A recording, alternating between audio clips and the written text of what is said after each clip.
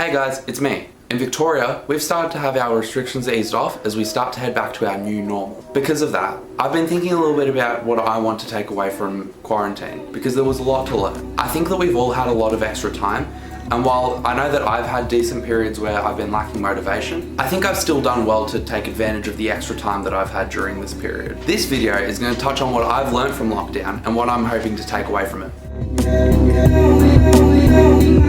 First off, I'm going to touch on a couple of the more general goals that I set for myself at the start of quarantine. The first one is reading. I'm starting to read a little bit more, but I don't know if I can call this one a success yet. I still want to get into a habit where I'm reading every single night, and I'm still working on that. My second goal for quarantine was to smash online study. For me, this just meant putting forward my best effort towards my university studies and looking to learn in a more general sense. In terms of this, I think I've done well to finally figure out what it means to be a full-time student. I've always kind of split up my time between being a student and a lot of other things. I've never really put forward the proper effort that I need in my university studies. I've always put up with the fairly average marks that have come with my fairly average efforts. So coming out of quarantine, I definitely want to keep this focus on my university studies and maybe make some more time for uni work. I think that as an extension to this, I've really put forward a concentrated effort on trying to learn in a lot of different ways. These for me are mainly seminars, through my placement. I'm also doing a coach's development program at the moment from Melbourne Strength Culture. And I think that just focusing on learning, especially while we've got all of this extra time, has been really good for me. Also, considering the early point that I'm at in my career, I think that it's very important for me to just absorb as much knowledge and learning as I can, and then I can apply that. By the way, if you want to learn more about that Melbourne Strength Culture Coaches Development Program, just feel free to send me a message on any of my socials and I'll be happy to talk about it. Or if you're just going to go straight to their website to sign up, then make sure to say that I sent you.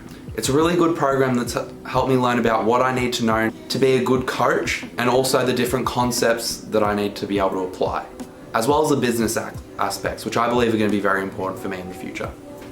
Pretty much, I focused a lot more on learning, and that's what I wanted to do, so I'm happy. Another goal that I had was for me to post to my socials every single day. Now, while I didn't do that in the long run, I think that I made a necessary pivot. Over the first week or two of quarantine, I was posting every single day, but that was all that I was doing. I didn't have enough time or energy to do enough of my uni work or put in effort in a lot of other things that I wanted to.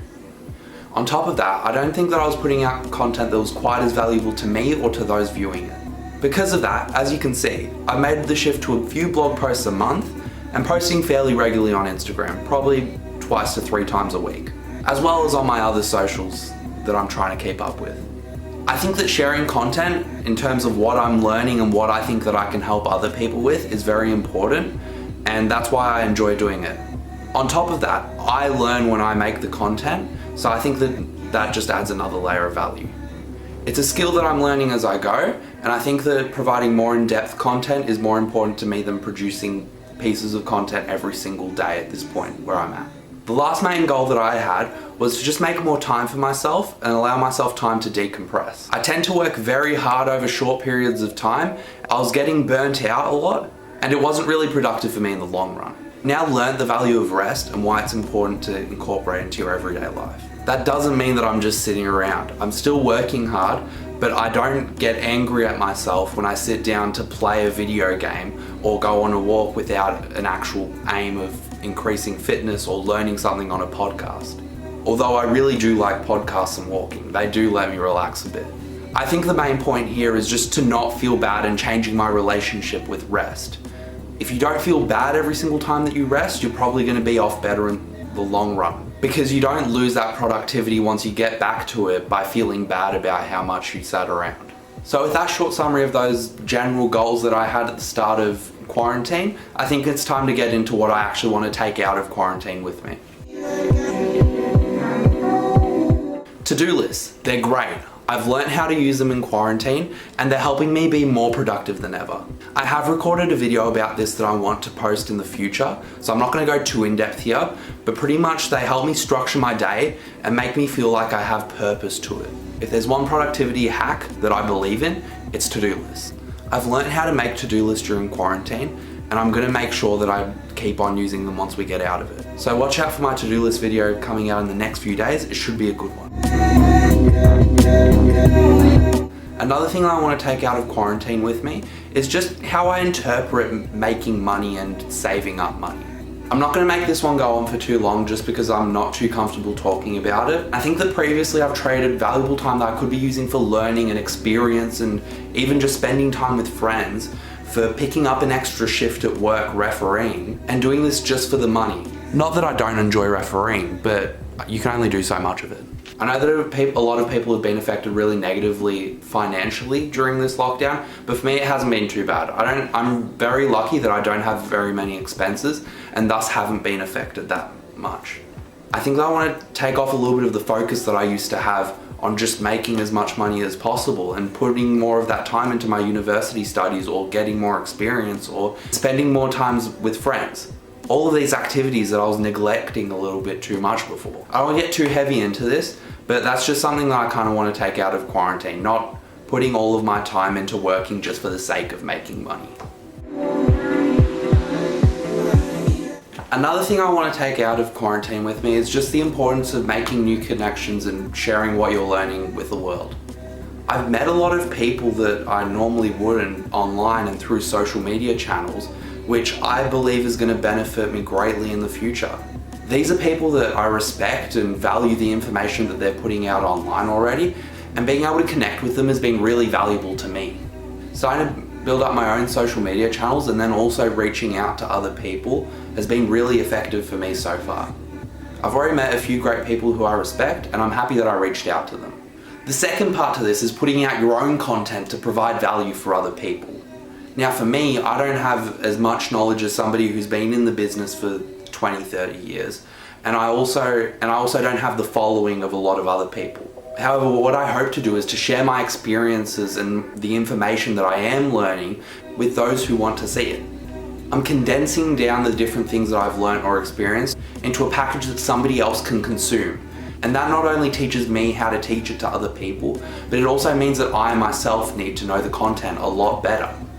But in a way, it's not only benefiting the other person, which I really care about teaching what I know with a lot of people, but it's also benefiting me. So then later on down the track, I can help even more people with a better understanding of the information. Plus, I just love learning stuff so that I actually really understand it. So producing content out of it is a good way of doing that. The second benefit of producing content for me is that I'm now making a backlog of information that I can refer to later. For me, this means two things. One, it's that later on down the track, I can look back and see how I was thinking, watch myself, just like in this video, the different things that I was thinking about and what I was doing at that time. But the second thing that I think is more important is just building a base of information that you can refer to later. If somebody asks you a question that you've already answered, you don't need to answer it again. You show them the blog post or video or Instagram post that you made about that in the past. And I think that that's going to be very valuable for me in the future. In an effort to make this video not go on forever, I'm going to make this my last point. But it's to only focus on what you can control. There's a whole bunch of things that happen in our everyday life that we can't have direct effect on. These lockdowns have been a direct example of that. None of us individually can control the fact that COVID broke out, that governments shut down businesses, they shut down public spaces and all of that kind of stuff. But what we can control is how we react to that. We can either sit around and mope that we can't do the normal things that we do in our everyday life, or we can put our energy towards doing things that we actually can do. While this idea of locus of control really applies well to COVID, I think that it can be applied to everything. Because at the end of the day, all that you can control is yourself and your own thoughts. Although I am aware that there's people that believe that you can't even control that. While there are different theories about that, this isn't the video to get into it. I personally like to believe that I've got full control over my own actions, and therefore I can change what's going to happen for me in the future. By working hard now and into the future, I can give myself more opportunities to succeed. And a big thing that can stop you from that is focusing on what you can't control. So because of that, let's just focus on what we can do and do it. Use less of your energy on the rest. And with that, I think that we've covered a majority of the big takeaways that I want to take from this COVID lockdown. I think there's been a big time for self-development and learning, and that's what I've done during this time. And I hope that you have too. I also think that it's always important to mention the gratitude that we have towards our frontline workers and supporters that have been working hard during this time to make the world a safer place, as well as respecting those who have suffered a lot during this pandemic. Other than that, that's what I want to take out of it. If you want to share what you want to take out of lockdown, comment down below. And I hope that this brought you some kind of value. If it did, consider following me on any of my social media channels. I'm trying to put out content to help people and share what I'm learning and experiencing. Also, if you want, check out the accompanying blog post to this video.